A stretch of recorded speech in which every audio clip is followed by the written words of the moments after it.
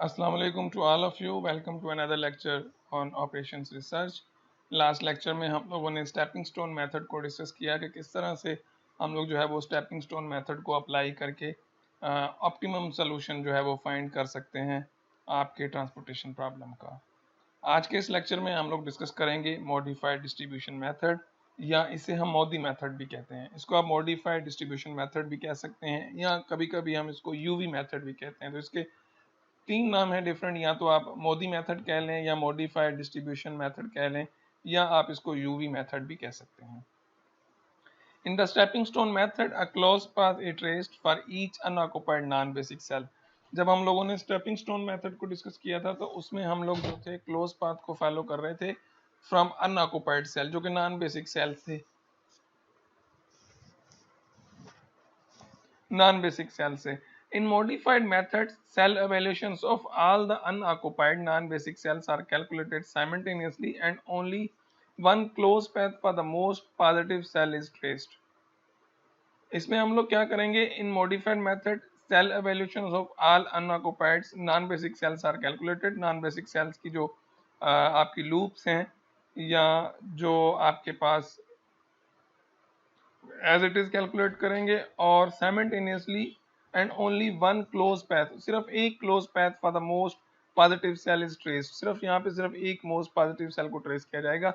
So it is time saving method then stepping stone method. तो ये थोड़ा सा जो है वो टाइम सेविंग मेथड है, क्योंकि उसमें हम लोग सबके लिए लूप्स बनाते थे, लेकिन इसमें फर्स्ट स्टेप तो आपका जो है सेम होगा, लेकिन सेकंड स्टेप में थोड़ी सी मॉडिफिकेशंस होंगी। तो इसका एल्गोरिदम डिस्कस कर लेते हैं कि इसके एल्गोरिदम में आपको क्या मिल जाता है, या किस तरह से हम लोग इसके एल्गोरिदम को अप्लाई करेंगे। ये मेथड भी बड़ा मजेदार है। Algorithm of MODI or UV method or unit cost penalty method भी आप इसको कहते हैं, यूनिट कॉस्ट पेनाल्टी मेथड भी हम इसको कह लेते हैं। स्टेप नंबर 1 में हम जिस तरह से हम लोगों ने लास्ट मेथड में डिस्कस किया था कि सबसे पहले हम लोग इसकी ऑप्टिमलिटी चेक करते हैं कि क्या यहाँ फिजिबिलिटी कह लें, या ये चेक करते हैं कि क्या इसमें वाकई बेसिक सोल्यूशन है या नहीं है। तो पहले m+n-1 नंबर ऑफ जो बेसिक सेल्स हैं वो अगर आपके ऑक्युपाइड सेल के बराबर हैं तो हम लोग जो मेथड को आगे बढ़ाएंगे। अगर ऐसा नहीं होता खुदा न खास्ता तो हम मेथड अप्लाई नहीं करेंगे। जहाँ पे इसमें आपको where m is a number of rows and n is number of columns, ये हम लोग लास्ट लेक्चर में डिस्कस कर चुके हैं। Then the problem is degenerated, but if the number of basic cell is less than m+n then it is degenerated, so it should be modified accordingly। अगर ये less than होगा तो degeneracy होगी, अगर इक्वल है तो फिर तो डीजेनरेसी नहीं है, ऑब्वियसली उस प्रॉब्लम का सोल्यूशन है। अगर आपके basic cells is less than the basic cells आपके लेस देन हो जाएं आपके रोज कॉलम्स -1 से, तो ऑब्वियसली वहां पे डीजेनरेसी का कॉन्सेप्ट अराइज होगा। डीजेनरेसी को भी हम लोग जो है वो किस तरह से रिमूव करेंगे वो भी हम लोग डिस्कस करेंगे इंशाल्लाह इन्हीं लेक्चर्स में। लेकिन आज के लेक्चर में हम लोग सिर्फ मोदी मेथड को अप्लाई करना सीखेंगे कि किस तरह से मॉडिफाइड डिस्ट्रीब्यूशन मेथड को आप अप्लाई कर सकते हैं। तो स्टेप नंबर 2 में वहां पे हम लोग जितने भी हमारे UI और VJ जो थे, हम लोग वो बेसिक सेल के लिए, नॉन बेसिक सेल्स के लिए पहले हम लोग लूप्स बना रहे थे। फिर हम लोगों ने 1 बाय 1 उसमें मैक्सिमम नंबर जो most modulus positive modulus number लिया हम लोगों ने। जो मॉड्यूलस नंबर लेते हैं किसी भी नंबर का, यानी कि पॉजिटिव नंबर हम लोग ले रहे थे, फिर उस आइट्रेशन पे सैम्बल्स लगा के हम ऐड और सबट्रैक्ट कर रहे थे। तो यहाँ पे हम लोग जो करेंगे इस मेथड में हम लोग किस तरह से अप्लाई करेंगे, हम UI plus VJ is equal to CIJ for XIJ greater than 0 for basic cells. जो बेसिक सेल मतलब जो ऑक्युपाइड सेल्स हैं, by either taking UI is equal to 0 और VIJ is equal to 0 initially. हम UI calculate करेंगे, VJ calculate करेंगे is equal to CIJ आपको पता है कि आपके कॉस्ट कोफिशिएंट्स होते हैं जो ऑलरेडी आपको गिवन होते हैं टेबल में। इनिशियल बेसिक फीजिबल सॉल्यूशन में आपको CIJ मिला होता है, और इसमें हम लोग क्या करेंगे, UI प्लस VJ फाइंड करेंगे। और जब इसको फाइंड करेंगे तो इनिशियल स्टेप के लिए आप किसी भी UI को 0 रख लें या VJ को 0 रख लें, क्योंकि ये हम लोग इसलिए कर रहे हैं क्योंकि अगर आप यहाँ पे देखें तो यहाँ पे आपके पास 2 वेरिएबल्स हैं और एक इक्वेशन है। So it is not possible to so find the solution of this kind of equation. तो जब इस तरह की इक्वेशंस होती हैं तो हमें एक वेरिएबल को 0 करना होता है। तो हम इसलिए, आप चाहें तो u को 0 रख लें इनिशियल बेसिक। जब आप फर्स्ट स्टार्ट करेंगे तो आप चाहे ui को 0 रख लें, चाहे vj को 0 रख लें, उससे कोई फर्क नहीं पड़ेगा सोल्यूशन पे, आपकी मर्जी है, you guys are free to choose, इधर you can choose ui is equal to 0। अगर आप ui is equal to 0 put करेंगे तो vj is equal to cij मिल जाएगा, अगर vj is equal to 0 put करेंगे तो ui is equal to cij मिल जाएगा। For x i j greater than or equal to 0, जो x यानी कि जो आपने x1 x2 x3 की वैल्यूज होंगी फॉर आल ग्रेटर देन 0। लेकिन ये जो प्रोसीजर है नंबर 2 हम ऑक्युपाइड सेल के लिए करेंगे। जब हमने स्टेपिंग स्टोन मेथड डिस्कस किया था तो हमने पहले जो लूप्स बनाई थी वो नॉन बेसिक सेल्स के लिए लूप्स बनाई थी, अगर आपको याद हो। लेकिन यहाँ पे हम लोग किसके लिए लूप्स बनाएंगे, बेसिक सेल के लिए, या ऑक्युपाइड या अलोकेटेड सेल्स जो हैं। तो इनिशियली यहाँ पे दो चीजें हैं, आप ui प्लस vj कैलकुलेट करेंगे जो कि बराबर होगा cij के, और सोल्यूशन के लिए आप या तो ui 0 रख लें या vj 0 रख लें, दोनों में से एक को 0 रख लेंगे। अभी शायद ये थोड़ा सा कंफ्यूजिंग कॉन्सेप्ट लग रहा होगा, डोंट वरी, जब हम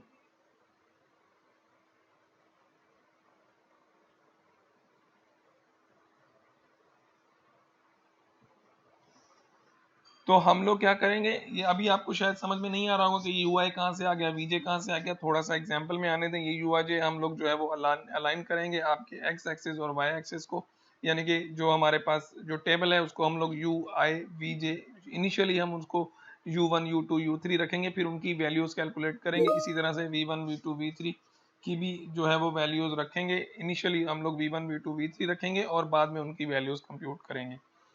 जब आप सेकंड स्टेप कर लेंगे उसके बाद आपने क्या करना है, compute the cell evaluation for each unoccupied cell. अब आपने सेकंड स्टेप में अनऑक्युपाइड सेल के लिए, नॉन बेसिक सेल के लिए कंप्यूट करनी है, known as penalty by the formula. Penalty variable find करने हैं। पेनाल्टी किस तरह से होगा, P I J is equal to P is penalty variable. Basically last में जो पेनाल्टी का टेस्ट था वो हम लोग ने जब मेथड डिस्कस कर रहे थे तो हम पेनाल्टी किस तरह से फाइंड कर रहे थे, दो मिनिमम नंबर्स चूज करके उनका डिफरेंस फाइंड कर रहे थे। लेकिन यहाँ पे पेनाल्टी चेंज है।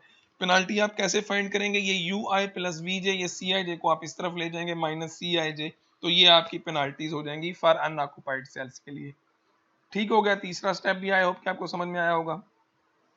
उसके बाद हम एग्जामाइन करेंगे, examine the sign of each p I j. हर पी आई जे की सैंपल जो है उसको देखेंगे, पी आई जे की जो सैंपल यानी कि जो पेनाल्टी वेरिएबल है उसकी सैंपल को चेक करेंगे। If P I J less than 0 then solution under the test is optimal and unique. अगर पी आई जे सब की सब पी आई जे लेस देन 0 आ गई आपकी तो आपका सोल्यूशन जो है वो यूनिक है। If all P I J less than 0 with at least one P I J is equal to 0, अगर सारी की सारी पी आई जे लेस देन 0 हो और एक इक्वल टू 0 हो, then the solution under the test is optimal and alternate optima solution exist। ये condition आपने याद कर लेनी है कि सारी की सारी पी आई जे जो पेनाल्टी वेरिएबल्स हैं वो नेगेटिव होंगी और एक पी आई जे कोई 0 आ जाए तो आपके पास जो सोल्यूशन तो यूनिक सोल्यूशन तो होगा ऑप्टिमल, लेकिन उसमें अल्टरनेटिव ऑप्टिमा है। अल्टरनेटिव ऑप्टिमा का आपको पता है कि मल्टीपल सॉल्यूशंस हैं। If at least on Pij greater than 0, then the solution is not optimal and go to next step। अगर Pij greater than 0 आपके पास आ जाता है तो obviously you have to, अगर Pij greater than 0 आ जाता है तो obviously आपका solution optimal नहीं है और आपको ये पूरे का पूरा जो next step पे move करना पड़ेगा। स्टेप नंबर 5 में क्या करेंगे, form new basic feasible solution by giving maximum allocation to the cell for which PIJ is most positive by making an occupied cell empty. Obviously अब हम लोग जो है वो न्यू बेसिक फीजिबल सॉल्यूशन बनाएंगे, giving maximum allocation to the cell for which PIJ is most positive. जिस PIJ जहां पे ज्यादा सबसे ज्यादा पॉजिटिव होगा उसमें हम लोग जो है वो सॉल्यूशन को जो मैक्सिमम एलोकेशन होगी वो उसको असाइन करेंगे और जो ऑक्युपाइड सेल है उसको हम लोग एम्प्टी कर देंगे, यानी कि इंटरिंग और लीविंग वेरिएबल का कॉन्सेप्ट होगा। और ये स्टेप नंबर 5 करने के लिए for that draw a close path consisting of horizontal and vertical line beginning and ending at the cell. Horizontal line बना सकते हैं, वर्टिकल लाइन बना सकते हैं आप, beginning at the cell for which Pij is most positive and having its corner at some allocated cell basic cells, और उसके जो कॉर्नर पॉइंट्स होंगे वो बेसिक सेल में हो। along this closed path loop indicates by plus and minus, same procedure वहां पे जिस तरह से हम लोगों ने किया, plus minus symbol. alternatively at the corners choose minimum xij from the cell having negative add the minimum with the cell having positive and subtract this minimum having negative sign. Same procedure जिस तरह से हमने stepping stone में किया था, जो loop negative पे negative subtract कर देंगे और जो पॉजिटिव है वहां पे ऐड कर देंगे। स्टेप नंबर 1 to 5 को रिपीट करेंगे। Test optimality of the basic feasible solution, continue the procedure till the optimum solution is obtained. I hope कि आप लोगों को थोड़ा सा समझ में जरूर आया होगा, लेकिन थोड़ा सा कॉम्प्लिकेटेड भी है, अपनी जगह पे काफी थ्योरी थी, लेकिन एग्जाम्पल में इतना मसला नहीं होगा। एग्जाम्पल करते हैं, आई होप कि आप लोग इसको एंजॉय करेंगे। तो एग्जाम्पल नंबर 1 है, find the optimal solution of the transportation problem by using UV method और मोदी मेथड कह लें, मॉडिफाइड डिस्ट्रीब्यूशन मेथड कह लें। तो हमने सबसे पहले क्या डिफाइन करना है, आपने जो है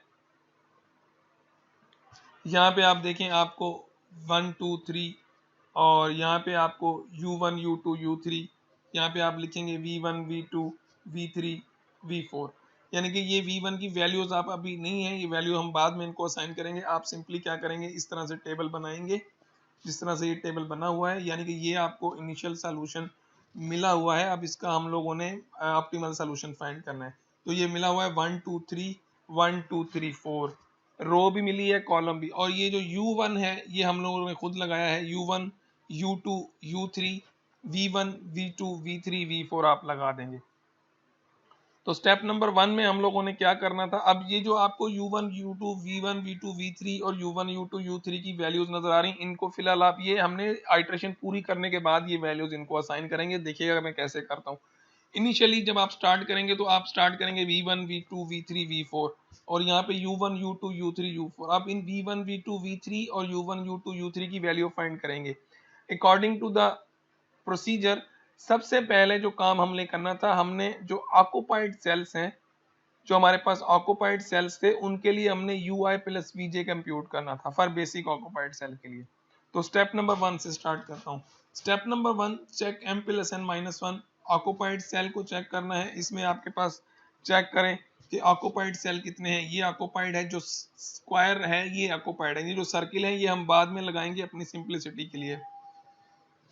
यानी कि आपके पास 250 ये अलोकेटेड है, ये सेल अलोकेटेड है, ये अलोकेटेड है, ये अलोकेटेड है, ये और ये, यानी कि 2 और 2 4 और 2 6 सेल आपके पास अलोकेटेड है। यहाँ पे इनिशियली आपके पास 6 सेल अलोकेटेड है। मैंने जो ये अलो किया है ये खत्म कर देता हूँ। और 3 रोज हैं, 4 कॉलम है, 4 और 3 7, एक माइनस करेंगे 6 इज इक्वल टू 6। इसका मतलब है इस प्रॉब्लम का सोल्यूशन एग्जिस्ट करता है, हम आगे बढ़ सकते हैं, डिजनरेसी यहाँ पे नहीं है। सेकेंड स्टेप में आपने जितने भी बेसिक सेल्स हैं उनके लिए UI plus VJ is equal to CIJ compute करना है आपने। तो अगर आप U1, यानी कि अब हम इस टेबल की तरफ चलते हैं, देखें यहाँ पे ये ऑक्युपाइड सेल है। तो यहाँ पे अगर हम लोगों ने यहाँ पे V1 रखा है, यहाँ पे U1 रखा है, आप इसको चेंज भी कर सकते हैं। आप यहाँ पे V3 रख लें, V2 रख लें, आपकी मर्जी है, लेकिन सीक्वेंस से चलेंगे तो बेहतर है। V1 से स्टार्ट करें, V1 V2 V3 V4 U1 U2 U3, इस तरह से कर लें। तो ये सेल की जो पोजीशन है, I का मतलब है कि जिस पोजीशन पे आपका अलोकेटेड है, और J का मतलब है जिस पोजीशन पे आपका अलोकेटेड है। इसका मतलब है ये वाली पोजीशन जो बनेगी ये बनेगी V1 प्लस U1। तो ये क्योंकि ये V1 फर्स्ट रो और फर्स्ट कॉलम है, तो इसका मतलब है ये बनेगा V1 प्लस U1। अगर आप 1 1 की जगह यहाँ पे पुट करेंगे, फार्मूला में I की जगह 1 रखेंगे, J की जगह 1 रखेंगे, तो आपको मिलेगा U1 plus V1 is equal to C11। तो इस फार्मूला में मैं यहाँ पे शुरू में मैंने आपको बताया था कि इनको सॉल्यूशन करने के लिए इनिशियली पहली स्टेप में आपको ये जरूर करना पड़ेगा, चाहे आप U1 0 रख लें, चाहे आप V1 रख लें। तो इस स्टेप में मैं U1 इज इक्वल टू 0 रख रहा हूँ। तो U1 अगर आप 0 रखेंगे तो V1 किसके बराबर मिलेगा, 3 के बराबर मिलेगा। अब ये 3 कहां से आया, ये 3 जो है ये आपकी अलोकेटेड जो कॉस्ट कोफिशिएंट है, ये वाला 3 है, ये 3 वैल्यू है आपकी CIJ, जो आपके कॉस्ट कोफिशिएंट्स हैं। आई होप कि आपको ये स्टेप समझ में आ गया होगा। तो अगर मैंने U1 इज इक्वल टू 0 रखा तो आपको V1 इज इक्वल टू 3 मिला। यहाँ पे बिल्कुल भी कंफ्यूज नहीं होना आपने, डोंट वेरी अबाउट इट। आप चाहें तो आप V1 को भी 0 रख सकते हैं। टेक्निकल बात ये है कि मैं ऐसा क्यों कर रहा हूँ, why I am going to use it as 0, because यहाँ पे 2 अननोन है, एक इक्वेशन है, तो it is not possible to for me to solve this equation. तो फॉर सिंप्लिसिटी इसको सॉल्व करने के लिए मैं एज्यूम कर लेता हूं कि इसमें एक वेरिएबल जीरो है, आइदर आप u1 को जीरो रख लें, आइदर आप v1 को जीरो रख लें, उससे कोई फर्क नहीं पड़ता। अब शायद किसी प्रॉब्लम में हम v1 भी जीरो रखें, कोई मसला नहीं। या इसमें अगर आप v1 u1 जीरो नहीं रखना चाह रहे इनिशियली, आप चाहें तो आप u2 is equal to zero रख लें, v3 is equal to zero रख लें, कोई भी। जब आप सारे लिखेंगे तो आइट्रेशन चलाने के लिए कम से कम आपको एक को इनिशियल स्टेप में, फर्स्ट स्टेप में एक को जीरो रखना पड़ेगा, ताकि एक चीज की वैल्यू मिल जाए और दूसरी वैल्यूज हम लोग जो है वो फाइंड करते जाएं आहिस्ता आहिस्ता से। ठीक है, तो ये पहला जो सेल था आपका, आपको अंदाजा होगा कि ये u11 पोजीशन पे था, c1 इज इक्वल टू 3। अब देखें दूसरी अलोकेशन पोजीशन कौन सी है, जो पोजीशन अलोकेटेड है वो दूसरी कौन सी जगह पे है। फिर से हमारे क्वेश्चन पे चलेंगे, क्वेश्चन पे चलते हैं। थोड़ा सा ये बटन प्रेस हो गया है तो ये आगे पीछे हो गया, मैं वापस वहां पे लेके जा रहा हूँ आप लोगों को। तो हम बस तकरीबन पहुंच गए हैं।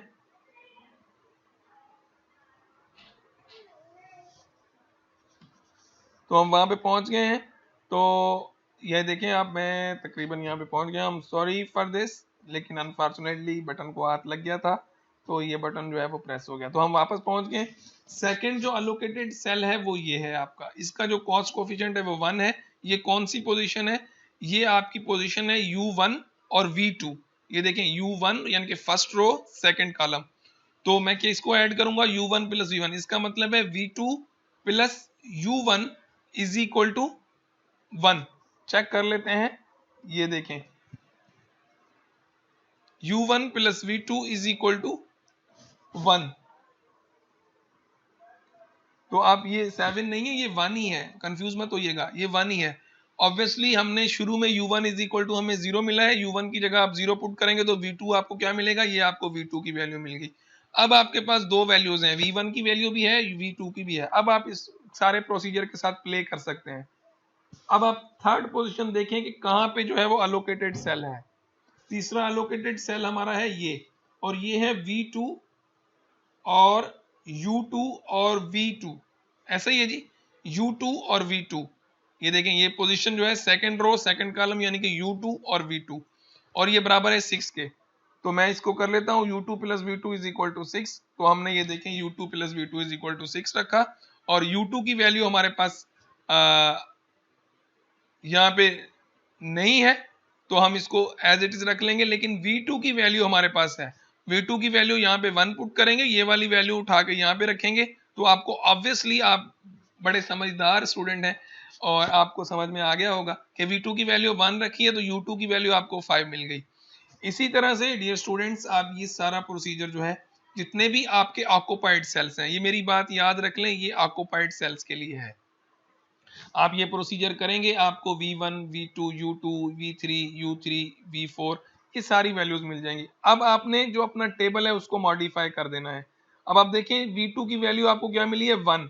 ये जो 1 यहाँ पे लिखी हुई है v2 की वैल्यू, ये v1 की 3 है, v2 की 1 है, v3 की 0 है, और v4 की -1 है, u1 की 0 है, u2 की 5 है, u3 की 3 है। ये वैल्यूज कहाँ से आई हैं, ये वैल्यू, ये वाली वैल्यूज हमने उठा के वहां पे सॉर्ट आउट करके रख दी हैं, या आप ऐसे कह दें कि हमने यहाँ से उठा के वहां ये वैल्यू सजा दी हैं।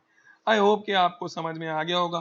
v2 की वैल्यूज यहाँ से मिल गई, u2 की मिल गई, v3 की, u3 की, v4 की, और u1 की यहाँ से मिल गई, v2 की यहाँ से मिल गई, v1 की यहाँ से मिल गई। इसी तरह से आपको ये सारी वैल्यूज यहाँ से मिल गई और आपने उठा के टेबल में रख दी।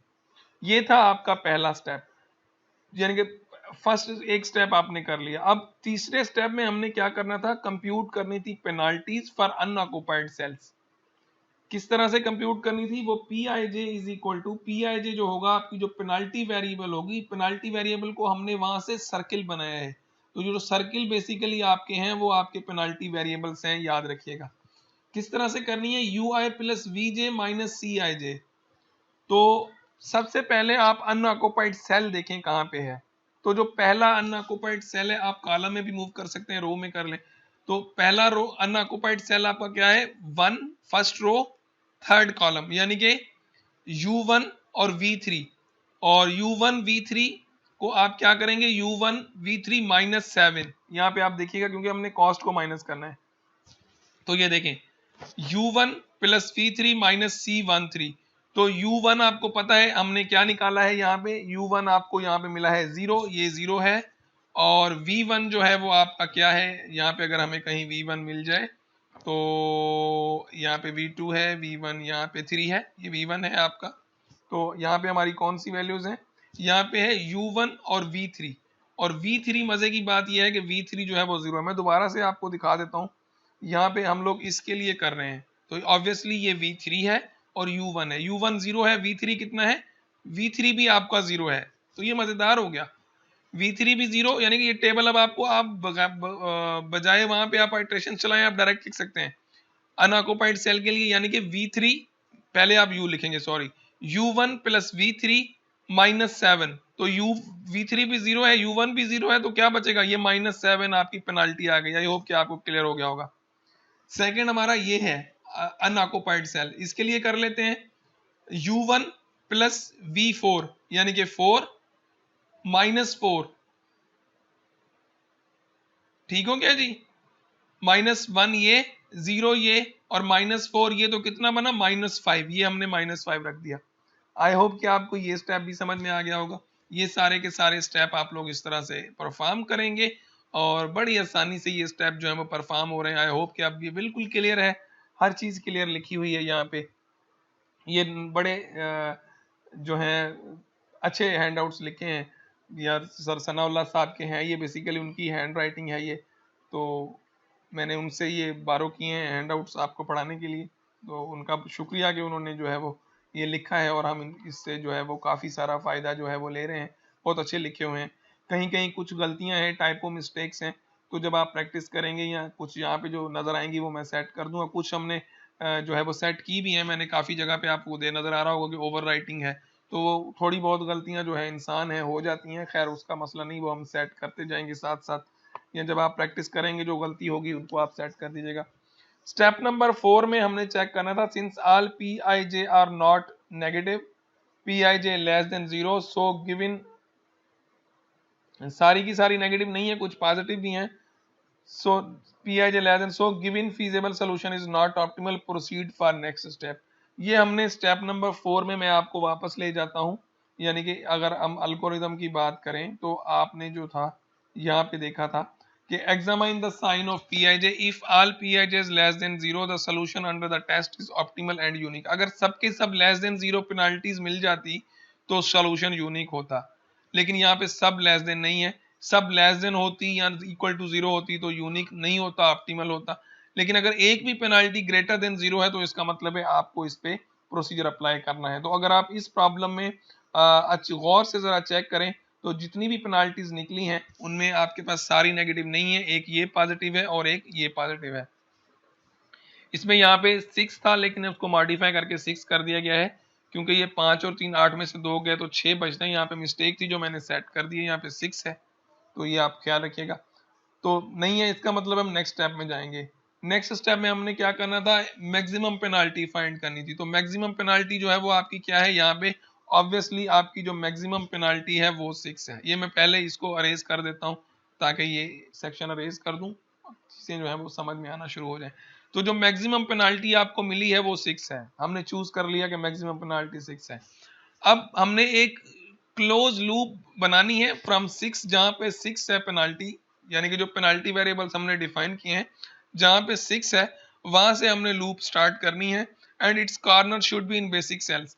और इसका जो स्टार्टिंग पॉइंट तो 6 से होगा और एंडिंग पॉइंट जो है वो आपका कहां पे होगा, बेसिक सेल में होगा, always basic cell. Basic cell यानी कि ऑक्युपाइड सेल। तो सबसे पहले हम इसकी लूप बना लेते हैं। लूप अगर आप देखें तो हम यहाँ पे आएंगे, तो जो आपकी जो पेनाल्टी है वो 6 वो कहाँ पे है, जो 6 जो है वो आपको मिल जाती है यहाँ पे,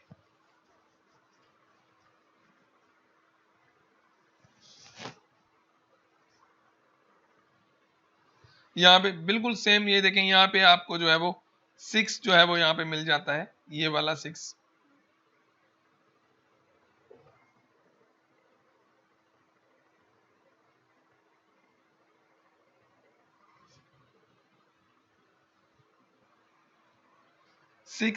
ये वाला 6 नहीं है। बेसिकली यहाँ पे अगर आपको थोड़ा सा याद करवाऊं तो अगर आप याद करें तो यहाँ पे हमारे पास एक मिस्टेक थी, जो कि आपने अब हैंडआउट्स में सेट कर देनी है। मैं आपको मिस्टेक जो है वो दिखा देता हूँ। यहाँ पे 4 था, हमने 6 किया है, लेकिन टेबल में मॉडिफाई नहीं किया। ये कौन सी पोजीशन है? Second row first column.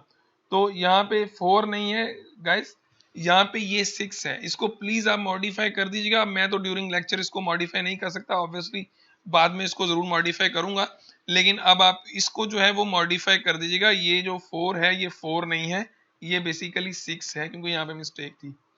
तो हम यहाँ से स्टार्ट करेंगे। 6 आप जो आपने पेनाल्टी ली है, बेसिकली 6 यहाँ पे भी है, लेकिन हमारी बात हो रही है पेनाल्टी वेरिएबल्स में से जो मोस्ट पॉजिटिव पेनाल्टी आपको मिलेगी। तो मोस्ट पॉजिटिव पेनाल्टी आपको यहाँ 4 लिखा हुआ है, लेकिन ये 6 है। काइंडली ये टाइपो है, इसको सेट कर दीजिएगा। तो अब हम क्या करेंगे, यहाँ से निशान लगाएंगे प्लस, पहला जो लास्ट मेथड में जिस तरह से किया हम लोग लूप बनाएंगे। लूप आप किसी भी तरह से बना सकते हैं। स्टार्टिंग आपकी नॉन ऑक्यूपाइड सेल से होगी, उसका एंड पॉइंट जो होगा वो हमेशा ऑक्यूपाइड में होगा। तो स्टार्ट किया प्लस साइन के साथ, फिर माइनस के साथ, फिर प्लस, फिर माइनस, ये लूप आपकी क्लोज हो गई। इसके अलावा अगर आप किसी और तरह से लूप बनाना चाह रहे होते हैं तो नहीं बनेगी लूप, यही लूप बनेगी, यही पॉसिबल है, क्योंकि इंडिपेंडेंट पोजीशंस इसकी यही हैं। अब हमने क्या करना है, जब आपने लूप बना ली है, लूप बनाने के बाद आपने फिर वही प्रोसीजर करना है। मैं आपको दोबारा से स्टेप रिपीट कर देता हूं। आपने draw a close loop start from the basic maximum penalty जो कि 6 थी, वो हम लोगों ने 6 से ड्रा किया, and its corner should be in basic cell. Okay हो गया। Among the close path put positive and negative sign. पहले पॉजिटिव पुट करना है, फिर नेगेटिव पुट करना है, जो हमने किया है अल्टरनेटिवली। ऐसा ही किया है हम लोगों ने obviously. Choose minimum xj from negative cells and subtract and add it from the closed loop according to the signs। तो जिस तरह से हमने वहां पे लास्ट मेथड में किया था, सेम प्रोसीजर वही हम लोग यहाँ पे करेंगे। मिनिमम एक्सजे जो है वो आप कंप्यूट कर लेंगे, जो मिनिमम एक्सजे होगा नेगेटिव सैंपल में से। तो यहाँ पे 250 है, यहाँ पे 300 है। तो जो नेगेटिव सैंपल्स हैं वहां से सब्ट्रैक्ट कर देंगे, जो प्लस है वहां पे ऐड कर देंगे। मिनिमम दोनों में से क्या है, 250 मिनिमम है। तो 250 में से 250 गया, इसका मतलब है इसकी एलोकेशन खत्म हो जाएगी, यहाँ पे 0 आ जाएगा, इसकी एलोकेशन खत्म। इसमें ऐड करेंगे तो ये 300 हो जाएगा, इसमें से सब्ट्रैक्ट करेंगे तो ये 50 हो जाएगा, और इसके में ये अभी पेनाल्टी हटा के यहाँ पे आप क्या कर देंगे, इस कॉलम में 250 अलोकेट कर देंगे इस जगह पे। नेक्स्ट टेबल देख लें, आपको समझ में आ जाएगा।